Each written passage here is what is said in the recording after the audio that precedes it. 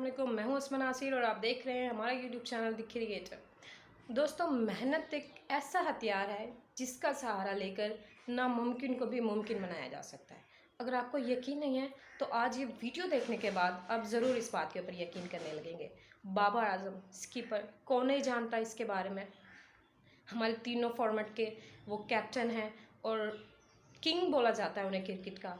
बेशुमार रिकॉर्ड्स अपने नाम कर चुके हैं। हर मैच में कोई नया रिकॉर्ड अपने नाम कर ही लेते हैं, चाहे वो 4 रन बना करके आउट हो जाए, लेकिन कोई नया रिकॉर्ड बन ही जाता है। लेकिन क्या आपको पता है कि आज बाबर आजम इस कामयाब मकाम पर किस तरह पहुँचे हैं?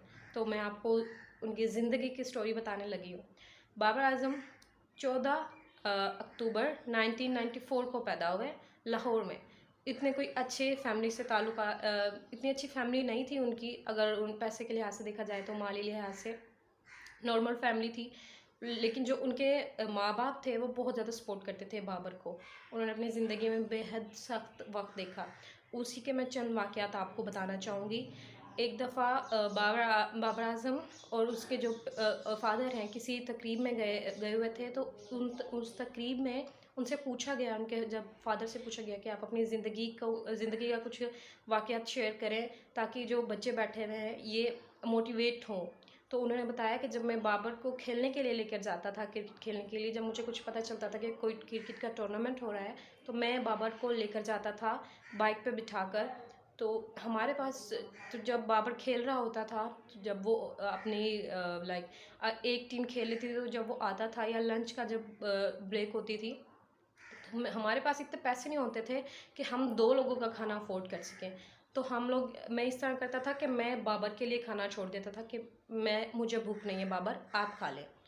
और बाबर इस तरह करता था कि बाबर को पता था कि मेरे बाबा ने खाना नहीं खाया, तो बाबर इस तरह करता था कि बाबा आधा खाना खा के बोलते थे कि बाबा मेरा पेट भर गया है, मुझे अब जाना है ग्राउंड में, आप ये किसी और को दे दें, या आप खा लें या किसी और को दे दें। तो वो इस तरह से शेयर करके खाना खाते थे, क्योंकि उनके पास 2 लोगों के खाने के पैसे ही नहीं होते थे। इसी तरह वक्त गुज़रता गया, तो बाबर आज़म के पास इतने पैसे भी नहीं थे कि वो किट ले सकें अपनी क्रिकेट की। तो लेकिन जो उनकी वालिदा थी, बहुत 3-4 सालों से पैसे जमा कर रहे थे, क्योंकि उन्होंने अपने घर के लिए कुछ सामान लेना था। लेकिन उनकी वालिदा ने इतना सैक्रिफ़ाइस किया, घर को छोड़ के बाबर को दे दिए पैसे कि आप बेटा जाकर इनकी किट ले आए। और उस ज़माने में वो किट आई थी 2500 रुपये की। और बाबर बताते हैं कि उस वक्त मेरी खुशी का कोई ठिकाना ही नहीं था जब मुझे पता चला कि मेरी किट आ गई है। उन लोगों ने वो इतना सरप्राइज़ हो गए थे।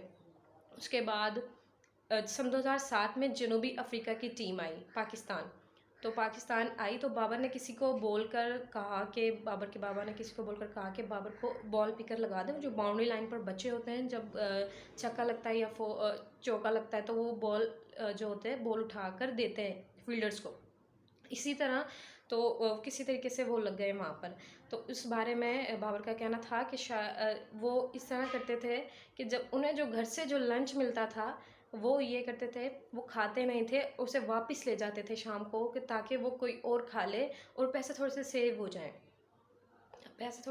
हो जाएँ। और ये हो कि खाना बच जाए, किसी और मैं तो चलो गुज़ारा कर लूँगा, चलो मेरे अलावा ख़ानदान का या घर का कोई और बचा या कोई और फ़र्द खाना खा ले।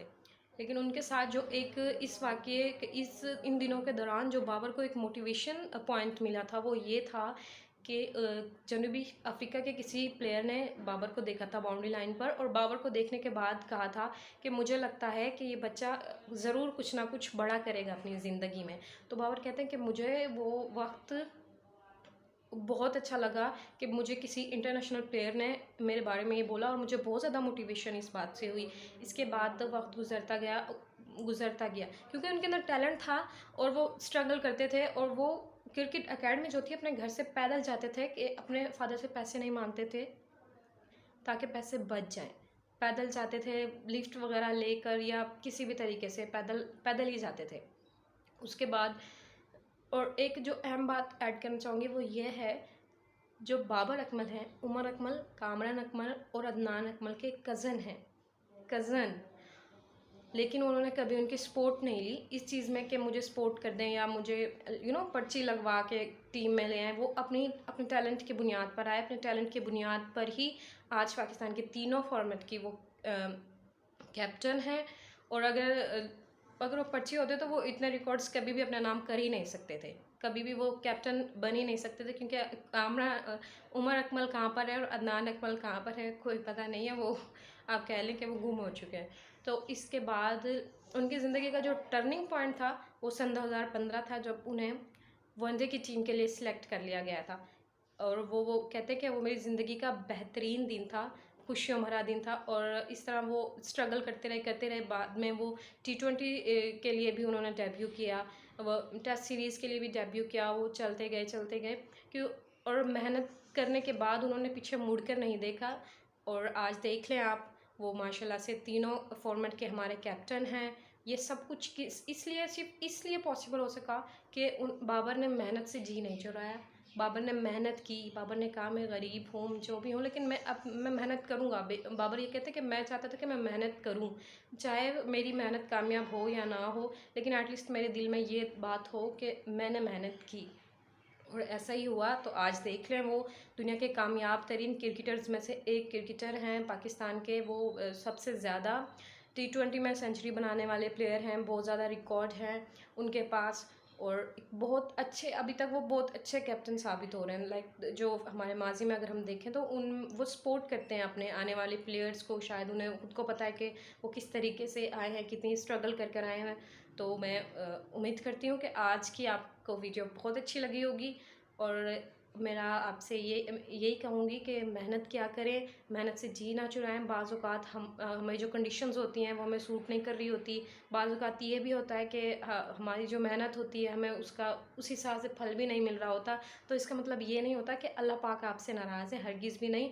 ये हो सकता है कि अल्लाह पाक आपको कुछ बढ़ा देना चाह रहे हों, कुछ आपकी मेहनत का कुछ आपकी सोच से ज़्यादा अच्छा सिला देना चाह रहा हूँ। तो मेहनत करना ना रोकें, आप प्लीज़ मेहनत किया करें और मेहनत को ही अपना वतीरा बना लें। तो उम्मीद करती हूँ आपको वीडियो पसंद आएगी। इसे शेयर करें, लाइक करें और कमेंट में बताएं कि आप मेहनत करेंगे या नहीं। अल्लाह हाफ़िज़।